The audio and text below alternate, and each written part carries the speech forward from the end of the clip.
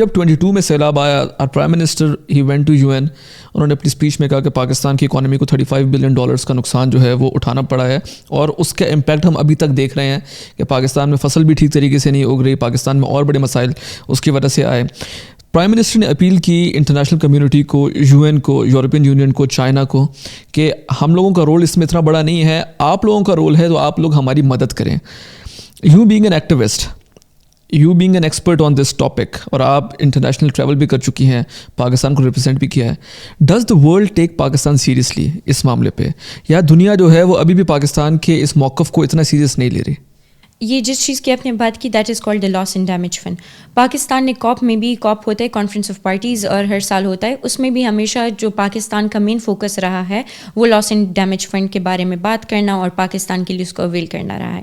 لیکن اگر ہم کنٹریز کے حالات کو دیکھیں تو مجھے نہیں لگتا کہ پاکستان ایک ایسا ملک ہے جس کو کلائمیٹ چینج کا جو سیکٹر ہے اس میں سیریسلی لیا جا رہا ہے۔ First I think one of the main reasons of this is کیونکہ ہمارا اپنے کنٹری کے اوپر اتنا ہمارا نہ ریسرچ ہوتا ہے، نہ ہمارے پاس اس طرح کے ریسورسز ہوتے ہیں تاکہ ہم انٹرنیشنلی جائیں اور اس فیکٹس کے اوپر بات کریں۔ نیشنلی ڈٹرمائنڈ کنٹریبیوشنز یا جو نیشنل ایکشن پلان ہے پاکستان کا، وہ بھی ابھی ریسنٹلی ہی ڈیولپ ہوا ہے۔ تو آئی تھنک ہمارے پاس ایسے ریسورسز ہوتے ہی نہیں ہیں تاکہ ہم دنیا کو دکھائیں کہ اچھا ہم اس چیز سے اتنا زیادہ اثر انداز ہو رہے ہیں۔ اگر ہوتے بھی ہیں اور اگر فنڈز آتے بھی ہیں تو بہت زیادہ فنڈز آتے ہیں کلائمیٹ چینج کے لیے۔ Green climate fund is one of the largest funds جو کہ ہوتا ہے، پاکستان کو ملتا بھی ہے۔ لیکن کیا اب وہ ہم عام عوام جو ہے ہمیں کبھی نہیں دکھے گا کہ وہ گرین کلائمیٹ فنڈ کہاں پر استعمال ہوا ہے۔ ہاں، وہ تقریر ہم ضرور دیکھ لیں گے جہاں پر انہوں نے ریکویسٹ کیا ہوگا، انہوں نے اپیل کیا ہوگا، لیکن پھر جب وہ فنڈ آتا ہے کنٹری میں اور اس فنڈ کی مطلب me being an activist, I have not seen any projects جو کہ گرین کلائمیٹ فنڈ کی وجہ سے ہوئے۔ گلگت بلتستان میں بیٹر الارمنگ سسٹمز کے لیے بہت ایک بڑے اماؤنٹ کا فنڈ آیا تھا،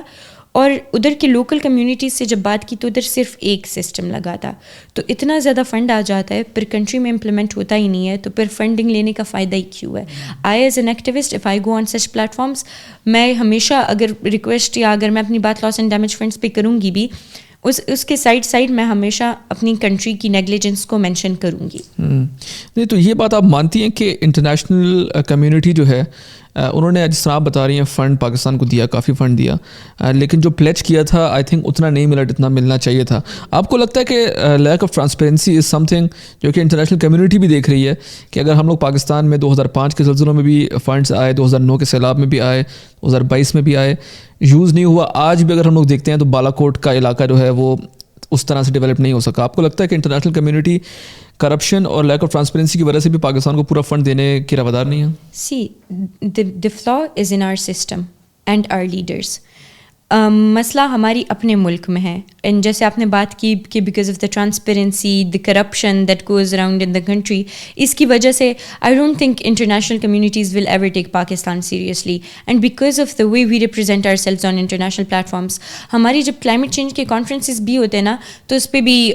پچھلے کئی سالوں تک جتنا میں دیکھ رہی تھی اور جتنا میں نے خود ایکسپیرینس کیا کہ کلائمیٹ منسٹر چلے جاتے ہیں یا کسی آرگنائزیشنس کے جو بڑے عہدوں پہ جو لوگ ہوتے ہیں وہ چلے جاتے ہیں، they see it as a recreational trip کہ اچھا کاپ ہو رہا ہے اس ملک میں تو ادھر چلے جاتے ہیں، اس میں آپ کو ایکسپرٹس نہیں نظر آئیں گے۔ ہاں، لاسٹ ایئر میں نے ایک چینج دیکھا، ایک پازیٹیو چینج دیکھا، ہماری کنٹری کو اچھی طریقے سے ریپرزینٹ کیا گیا تھا۔ دس ایئر مریم نواز صاحبہ بھی گئی تھی کاپ پہ اور انہوں نے پنجاب کے جتنے بھی اپنے پروجیکٹس ہیں ان کے بارے میں بات کی، لیکن again her work is restricted to a specific province,